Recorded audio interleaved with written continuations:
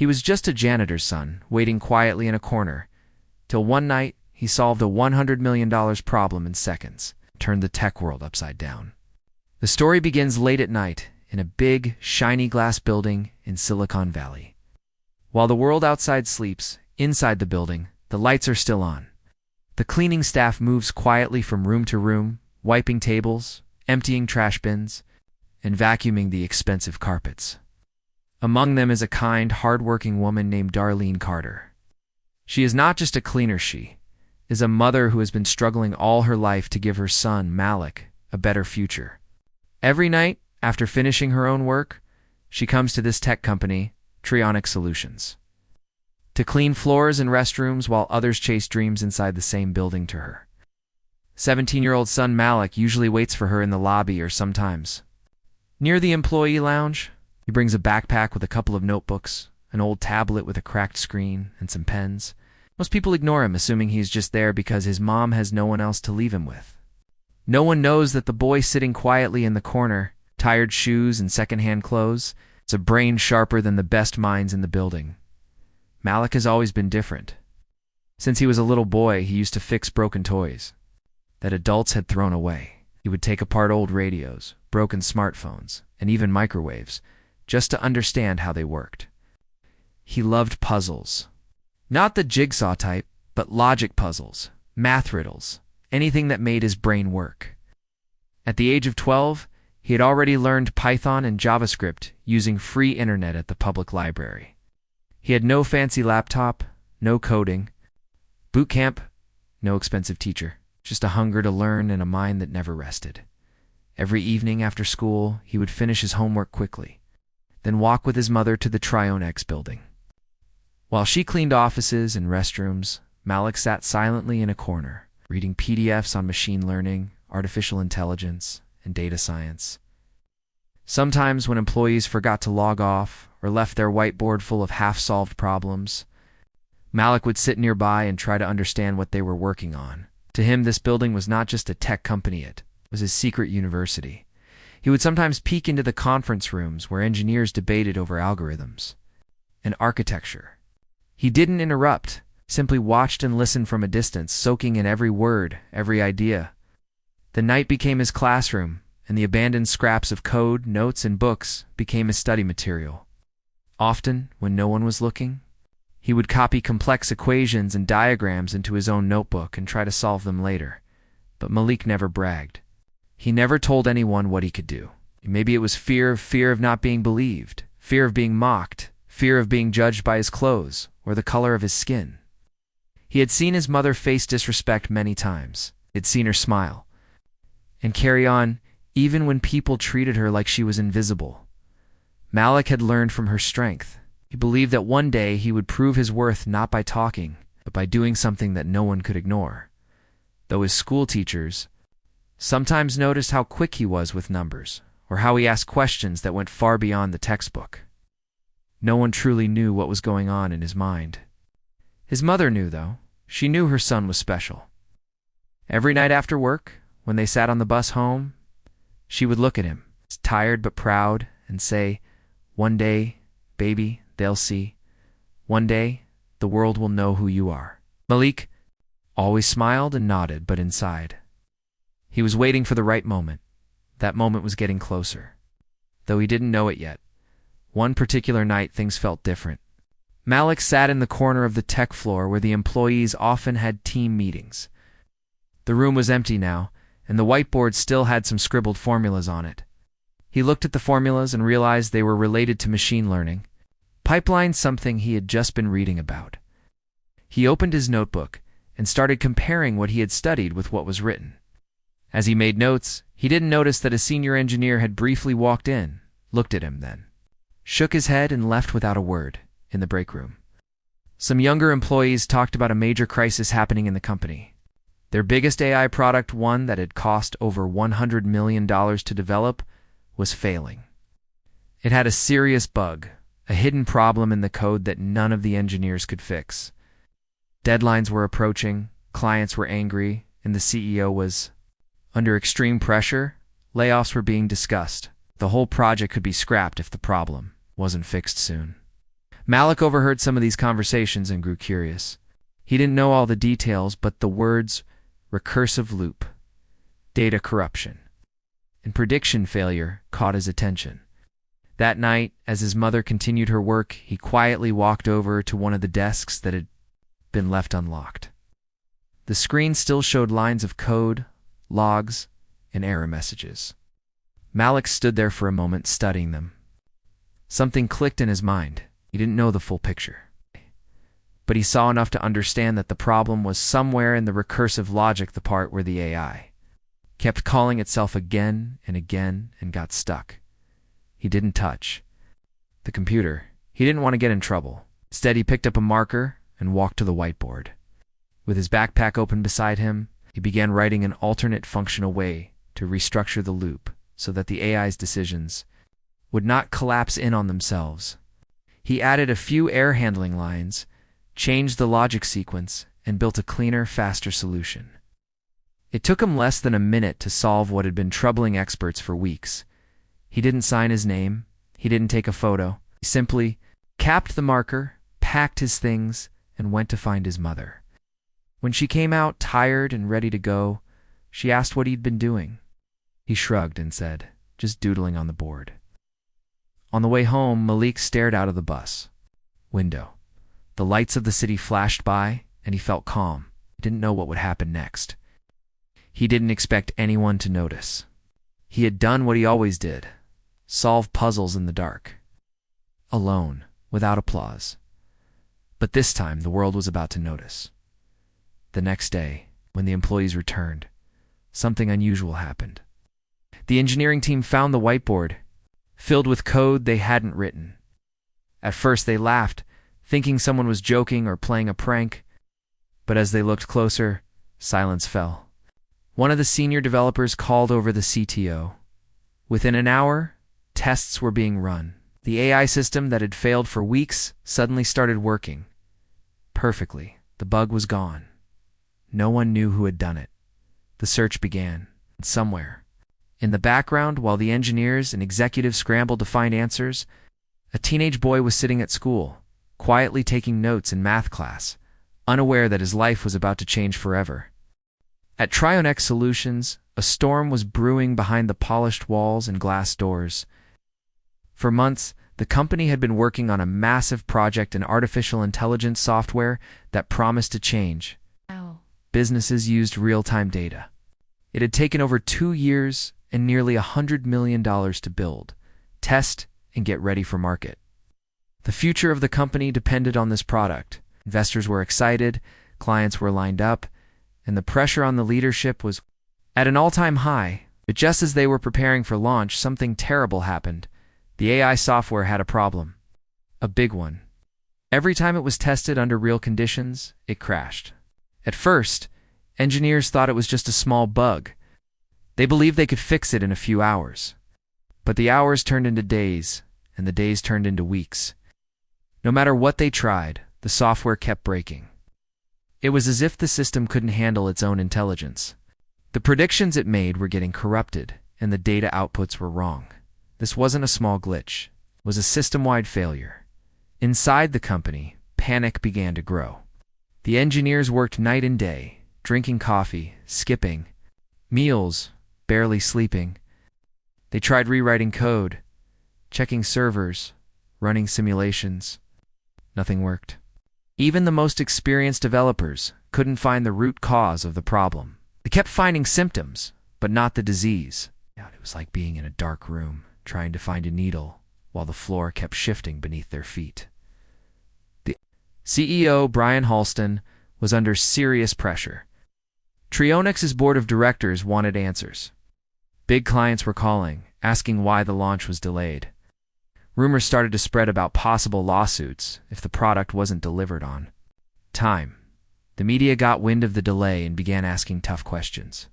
Inside the company, people were whispering about layoffs and budget cuts. Fear filled the air. Malik didn't know all these details. But on one cold evening, as he sat waiting for his mother again, he noticed something strange. The normally lively office felt tense. People were moving fast, not talking much, staring at their screens with worried faces. He heard one of the engineers on the phone, talking in a low voice. "We're losing the client if we don't solve this," the man said. "The recursive logic is collapsing. Can't trace the break. It's too deep." That phrase, recursive. Logic stuck in Malik's mind. He didn't want to seem nosy, but curiosity pulled him in. He walked slowly down the hall to a desk where the screen had been left on. The engineer had probably stepped out for coffee. Malik didn't touch anything. He just looked. The screen showed lines of code, error messages, and logs. It was complicated. But Malik's sharp mind began putting the pieces together. He noticed that the system was making decisions using a recursive function, one that called itself over and over. It's common in AI systems, but something was wrong with how it was structured. Each time the function ran, it didn't complete its task fully. Instead, it added more pressure to the system, building up hidden loops that eventually crashed the software. It was like a never-ending echo that got louder and louder until the system couldn't handle it anymore. To Malik, the mistake was obvious. Not to insult the engineers, but sometimes a fresh pair of eyes sees what others miss. Malik had spent so many nights studying recursion, logic structures, and machine learning models. He had even written his own small-scale AI bots. This wasn't just something he understood. It was something he loved. He looked around. The office floor was mostly empty. His mom was still cleaning upstairs. He had a little time. Quietly, he walked over to the whiteboard in the nearest meeting room. There were already a few messy notes from some engineers' earlier brainstorming. Malik picked up a marker and began to write. He didn't rewrite the entire system. He knew that would be too bold. Instead, he focused on the core issue, the recursive function. Redrew a diagram showing how the loop was building up incorrectly. Then he added a corrected version, where the loop broke properly after each decision, instead of stacking on itself. He even added notes on how to test it, using simulated data to check if it worked. The whole thing took less than a minute. When he finished, he stepped back and read over it again. It made sense. It was clean, efficient, and safe. It didn't need expensive tools or new hardware, just a smarter approach. He put the marker down and packed up his things. No one had seen him. No one even knew what he had done. He didn't write his name. He didn't want credit. He just hoped someone would see it and maybe, just maybe, give it a try. His mom came downstairs a few minutes later, wiping sweat from her forehead and smiling tiredly. "Ready, baby?" she asked. "Yeah," he said softly, and they walked out into the night. The next morning, the office was buzzing again, but this time with something different. A young engineer named Priya was the first to notice the whiteboard. She had been part of the late-night team trying to fix the issue, and she recognized immediately that someone had added something new. At first, she thought it was a joke. But then she read it. Again, her eyes widened. She called over her teammate. Soon half the engineering floor was gathered around the whiteboard, staring. Whispers started. Who wrote this? When? Why hadn't anyone thought of this before? The code was tested in a controlled simulation. To everyone's shock, it worked. Not only did the system stop crashing, but it also ran faster than before.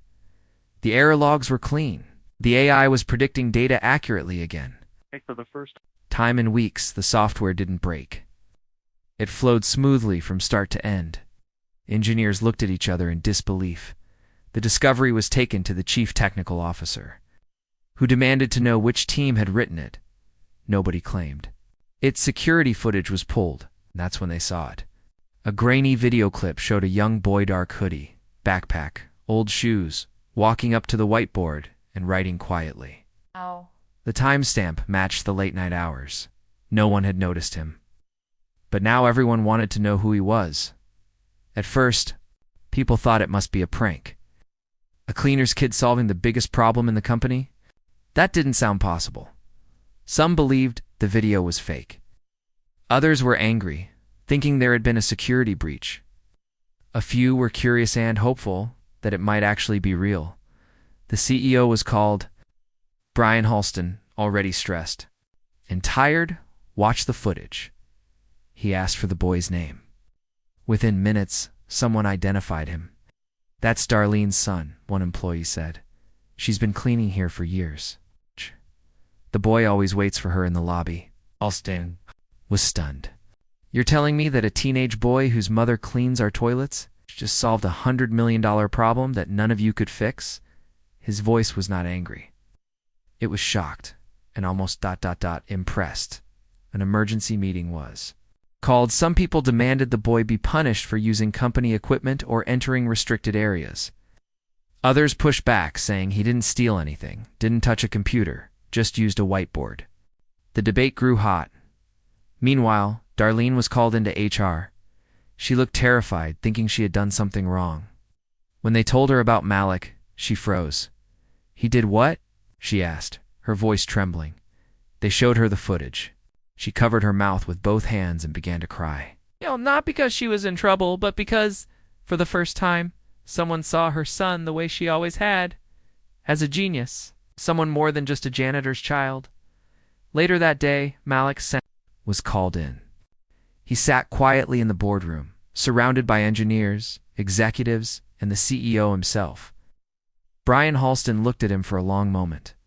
Did you write that code on the board? He asked. Malik nodded slowly. Yes, sir. Where did you learn that?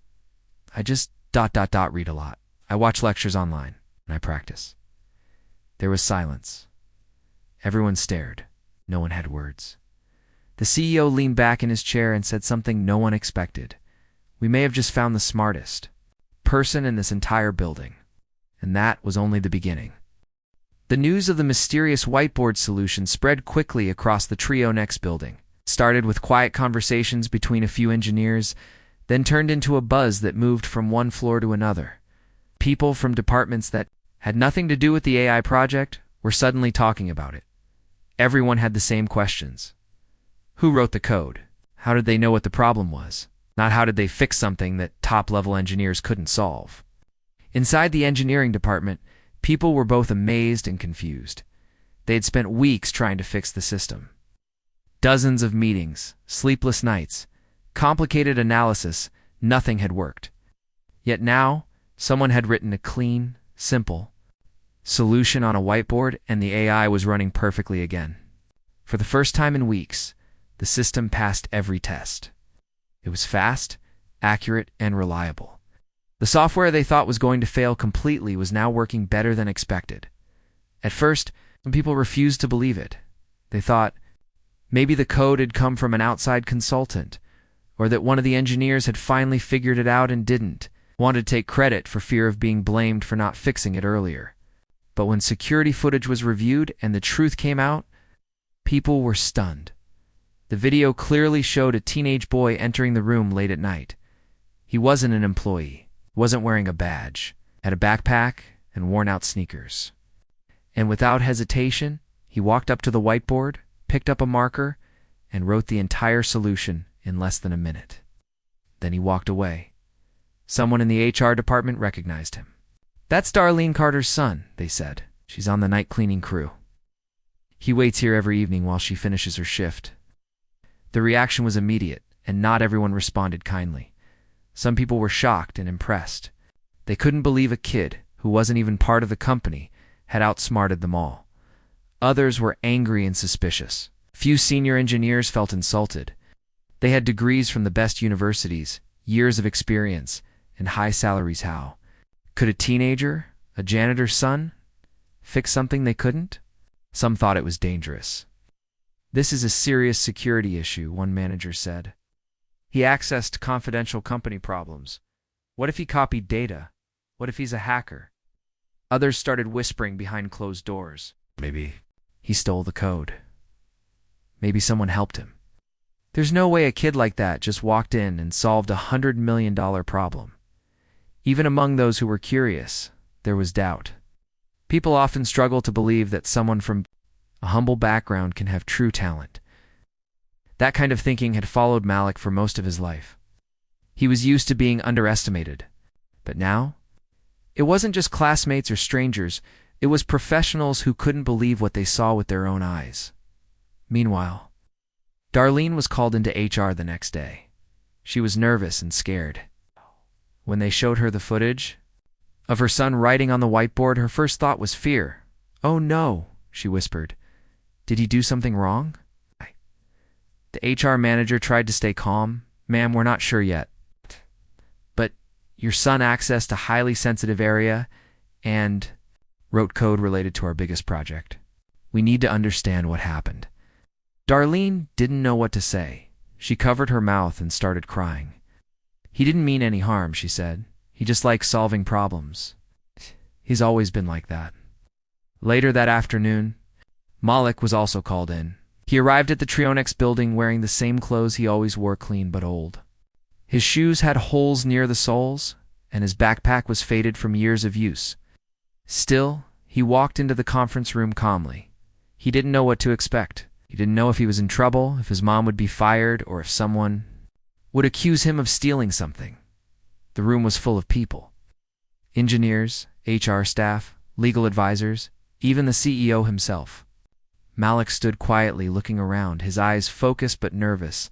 The CEO, Brian Halston, leaned forward and asked gently, "Are you the one who wrote that code on the whiteboard?" Malik nodded. "Yes, sir." There was silence for a moment. Then one of the engineers asked, "How did you know what the problem was? Did someone give you access to our files?" "No," Malik said. "I just heard people talking about the bug. I saw a screen that wasn't locked. I looked at the logs and guessed what was wrong." "You guessed?" The engineer repeated. "I've read a lot about recursive systems," Malik said. "It's a common error when the termination condition is not properly set." I recognized the pattern and fixed it. Another engineer asked, "Where did you learn this?" Malik shrugged. "Online, public library, YouTube. I read free textbooks. I practice a lot at night." People in the room looked at each other in disbelief. Some didn't know what to say. Others looked away, ashamed they had doubted him. But a few still weren't convinced. One senior developer asked coldly, "Do you even understand how dangerous it is to touch someone else's work in a company like this?" "I didn't touch anything," Malik replied. "I didn't use a computer. I just used the whiteboard." Another voice added, "And you fixed a system that we couldn't fix in 3 weeks?" Malik said nothing. He didn't smile. He didn't look proud. He just waited. Then the CEO spoke. "I've seen the footage. I've seen the results. Whatever doubts anyone has, the truth is, this hour system works now. It works because of him." People in the room shifted in their seats. Some still looked skeptical, but no one could argue. With the results, the software had been failing badly. Now it was passing every test. That wasn't luck. That was talent. After the meeting, rumors spread even faster. Some employees respected Malik deeply now, calling him a genius. Others still whispered about how dangerous it was to let an outsider near company data. A few tried to suggest that maybe he didn't really solve it alone, that he had copied it from somewhere. But there was no proof of that. The more they examined the code, the more they realized it was original. It was brilliant. At school, Malik didn't tell anyone what had happened. He was still the quiet student who finished assignments early and sat in the back of the class, but something had changed.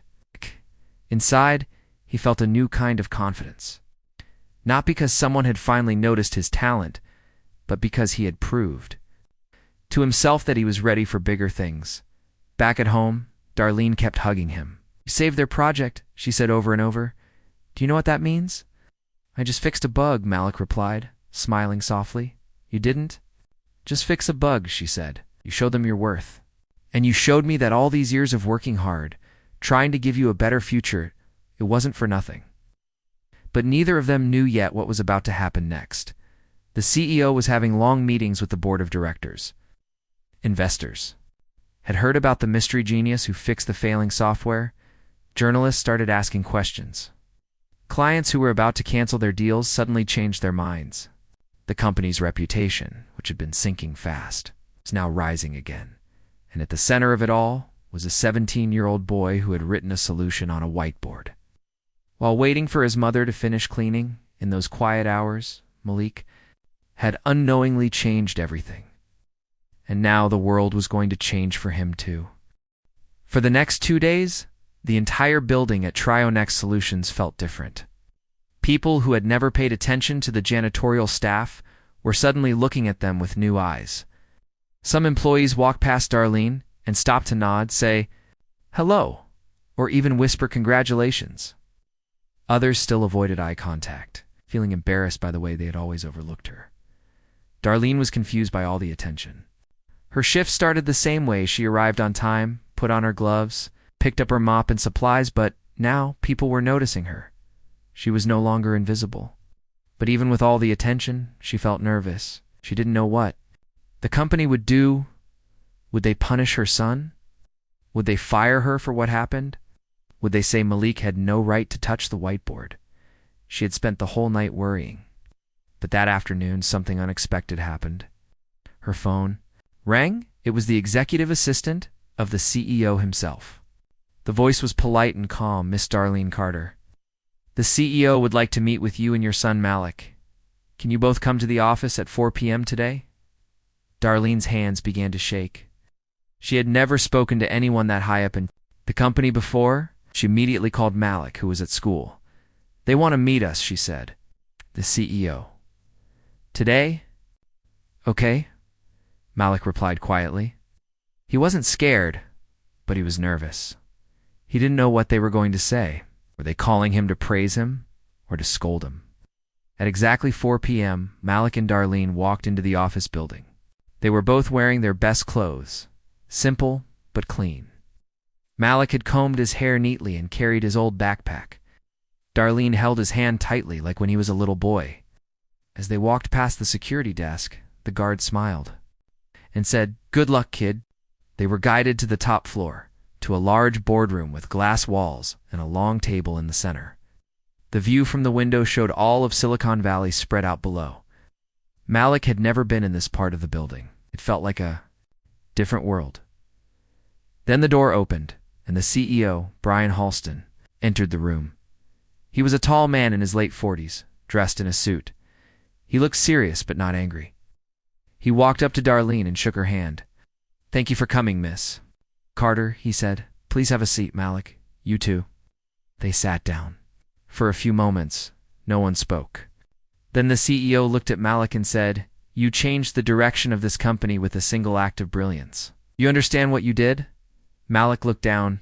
"I just wanted to help. I didn't mean to cause trouble." "You didn't cause trouble," the CEO said. "You saved us." He then opened a folder in front of him. Inside was a printed version of the code Malik had written on the whiteboard, now cleaned up and implemented into their main AI system. This function, right here, he pointed, is now the backbone of a product worth more than $100 million. And you wrote it in seconds.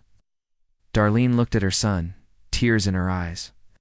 The CEO continued, "I've seen geniuses in this business, people with PhDs from MIT, Stanford, but I've never seen someone like you, Malik. Someone who did what hundreds of experienced engineers could not." The room went quiet again. Then the CEO said something that shocked both of them. "I want to offer you a full scholarship," he said.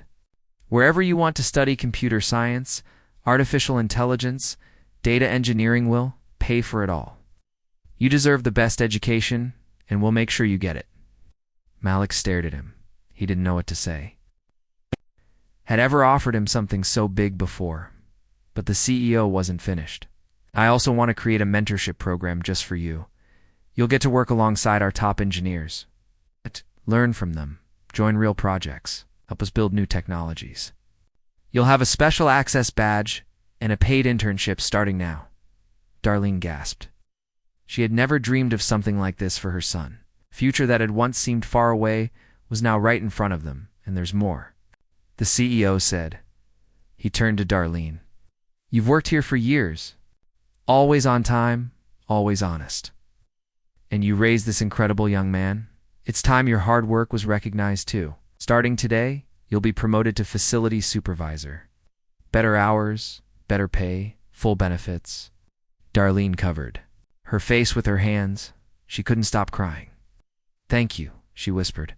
"Thank you so much." Malik sat silently, still trying to understand if this was real. Brian Halston stood up and extended his hand toward Malik. "Welcome to the future, young man," he said. "I don't know what your plans were before, but from now on, the doors of Trionex are open to you." Malik shook his hand. His grip was firm. His heart was racing. As they left the building that evening, people in the lobby stood and clapped. Not because they were told to, not because it was part of any plan. They clapped because they knew something amazing had happened. A kid who had once waited quietly in the shadows had stepped into the light. Later that night, the CEO held a surprise meeting with the entire company. Employees gathered in the main hall. The screen behind him showed Malik's name, a photo from the security footage, and the words "genius" at work. He stood at the front and said, "I want to tell you a story about a young man who reminded us all that genius can come from anywhere. Not just from universities or shiny offices. Sometimes it comes from the son of a cleaner, sitting quietly in a corner, observing, learning, solving." People looked around, some already wiping tears from their eyes. "We had a problem worth $100 million, the CEO continued. "No one here could solve it. This boy did. And instead of being angry that he wasn't part of our staff, instead of punishing him, I choose to reward him. I choose to believe that talent should be honored, no matter where it comes from." The entire room clapped. Some stood on their feet. It was a moment no one would forget. The next day, newspapers picked up the story. Tech blogs, business websites, and social media were full of headlines like, "Cleaner's son saves AI project," "Teenage genius fixes $1 million bug." And from janitor's corner to CEO's boardroom, reporters began reaching out. People from around the world sent messages of support. Teachers, students, parents, inspired by the idea that a boy with nothing but a brain, a notebook, and determination could change everything. Malik didn't let it go to his head. He continued studying every night, even after starting his internship. He listened, learned, asked questions, and took notes. He still carried his old backpack, still helped his mother at home, and still remembered every night spent in the lobby. Darlene, now in her new role, felt proud every single day. She no longer walked the halls like a ghost. She walked with her head held high. The CEO's decision to support Malik didn't just help one family. It started a ripple across the company. They began offering more internship opportunities too. Kids from underprivileged backgrounds. They started workshops for local schools. Engineers volunteered to teach coding classes. The entire company culture began to change, and all of it started with one simple act. A boy picking up a marker and solving a problem not for money, not for attention, but just because he loved it. Malik had always been brilliant. The world just needed to stop long enough to notice, and now it finally had. In the weeks after Malik's life changed, everything around him started to move faster. Inside, he remained the same calm and humble boy. He still helped his mother with small things around the house, still took the bus to school, still wore the same shoes until they completely wore out. But now, when people looked at him, they saw someone different. He was no longer just Darlene's quiet son. He had become a symbol, a living example that brilliance can rise from anywhere, even from the quiet corner of a janitor's waiting room. His story became national news. Every major newspaper and online platform ran articles about the genius. Janitor's son. News anchors talked about him on morning shows, and educational blogs used his name to inspire young students. People from all over the country sent him messages, students who also came from poor families. Parents who had lost hope. Teachers who wanted to show their classes that talent didn't always come with money or status. Malik received hundreds of letters. One came from a girl in a small town who said, "I wanted to give up on studying because I thought no one like me could ever matter in the tech world. But then I read about you. Now, I want to try again." Another letter said, "You gave me hope when I had none left." He read every single message. Some made him smile, some made him cry. He realized that what he had done was more than fixing a bug. It had given people courage. It reminded them that intelligence has no color, no rich family background, no dress code. It comes from the heart, the hunger to learn, and the strength to keep going, even when no one sees you. Malik now had access to all the best tools at Trionics. He was part of real engineering teams, sitting beside software architects and machine learning experts, not as a guest, but as a team member. He had his own desk, his own laptop, even his own ID badge, with the words Junior AI Developer written under his name. but he still preferred to take notes by hand in his old notebook. The engineers who once doubted him now came to him for advice. They asked him how he had trained himself, how he had understood the system so deeply without formal education. Malik always gave the same answer: I just paid attention, I listened more than I talked, and I practiced every day. While other teens were focused on social media or video games, Malik had spent his nights studying error logs, watching lectures on YouTube, and trying to write clean code on a broken tablet. That effort had paid off, not just in rewards, but in respect. Real, honest respect from the top minds in tech. Darlene's life changed too. She no longer had to work 2 jobs. As a facilities supervisor, she managed a team, trained new staff, and had evenings free. For the first time in years, she could cook dinner, rest her legs, and sleep at a normal hour. Most importantly, she felt peace knowing her son had found his place in the world. She often sat on the balcony of their small apartment at night, looking up at the stars, whispering prayers of thanks. One day, while Malik was coding in the office, the CEO came by and handed him a proposal. "We've been thinking," Brian said. "Your story changed our company. We want to give you the chance to change more lives." The folder Malik received had a title: The Hidden Geniuses Initiative. It was a new project that would find and support kids like him, children from poor families, overlooked backgrounds, or broken homes, who had talent but no opportunities. The plan was to offer mentorships, training, equipment, and scholarships. To these kids, the CEO asked Malik if he'd be willing to be the face of it. Not just in name, but in real work building, the curriculum, leading workshops, and meeting these kids himself. Without hesitation, Malik said yes. He sat down with a small team and designed a program that didn't focus only on grades or test scores. He wanted kids who were curious, determined, and willing to work hard. He created short lessons on basic programming, logic building, and AI concepts, all explained in simple words. Then he made video recordings of himself teaching, just like the ones he used to watch as a kid. The initiative launched within months. Hundreds of children applied, and soon, a few lucky ones were chosen for the first group. Malik met them in person, shook their hands, sat beside them, and told them, "I used to sit in a hallway with nothing but a notebook. If I can make it, so can you." He was only 18, but people listened to him like he was a professor. His honesty made him powerful. He didn't pretend to know everything. He just shared what he knew and encouraged others to go further than him. One girl in the program, named Amira, was just 14 and already building her own apps. Malik noticed her immediately and began mentoring her personally. Another boy, David, was good at problem solving, but had never touched a computer. Malik arranged for him to get a free laptop. Soon, David was solving complex puzzles faster than even some interns. The program kept growing. Donations started coming in from companies inspired by Malik's journey. Other CEOs reached out. Universities offered to partner. Trionics had sparked something much bigger than it ever imagined. As time passed, Malik graduated from high school. He had full scholarship offers from top universities, but he chose to stay in Silicon Valley for his degree. He wanted to keep working, learning, and growing right where it all began. During the day, he studied computer science. In the evenings, he continued developing real projects. Yet at night, he taught others.